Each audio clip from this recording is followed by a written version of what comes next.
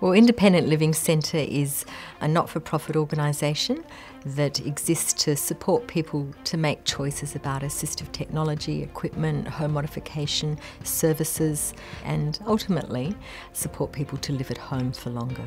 Noah's Ark is a specialist toy library and resource support service for children with disabilities.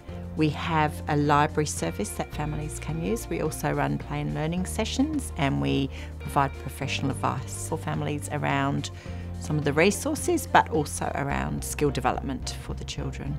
So Noah's Ark recruited a consultant to do that external sourcing of organisations that would be not only like-minded but have enough synergies and similarities to enable the Toy Library program to merge with an organisation that would well support it and find that there'd be some mutual benefits.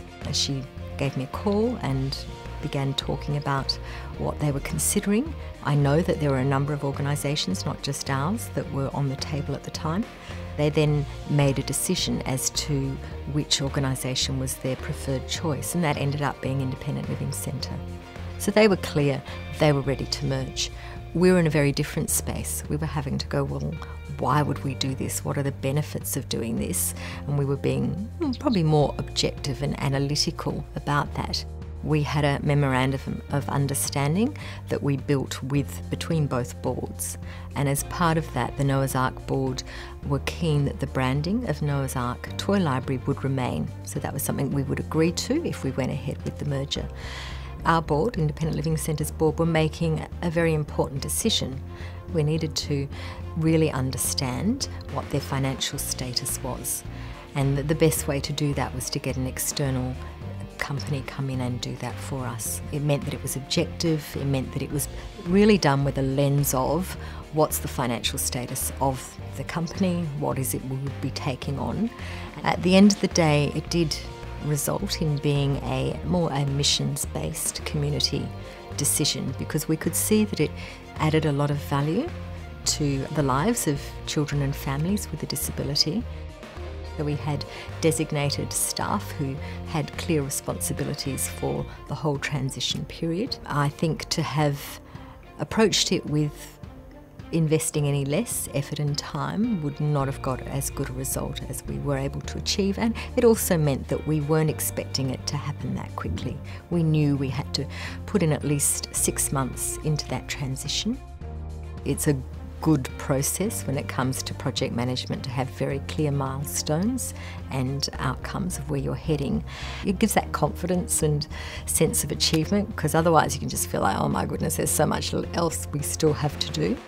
At the time they had a large number of very, very part-time staff. By that I mean people who were doing maybe 3 hours a week.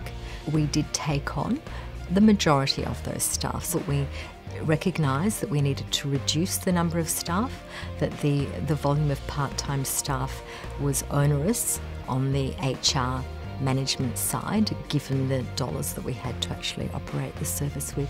We had an agreed approach over the next couple of years of aspects of the operation that we were going to review and improve and look at where we can bring about efficiencies.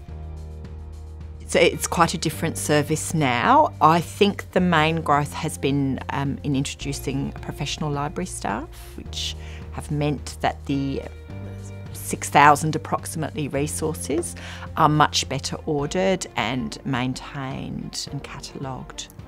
For the ILC board, that they identified that yes, they would take on Noah's Ark Toy Library, but they also recognised that they needed to achieve financial viability, which was the reason for Noah's Ark seeking a merger in the first instance. So we recognised this wasn't just going to disappear magically because we as a larger organisation was taking on the program.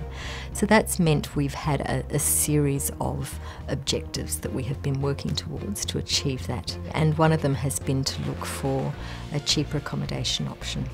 There's no doubt the message here is go in with your eyes open. Find out as much as you can about the existing organisation and the services they run, and be aware that even if it is a fairly small enterprise, there will be a lot involved, and it will take considerable time and effort to merge it into another organisation's overarching operational systems.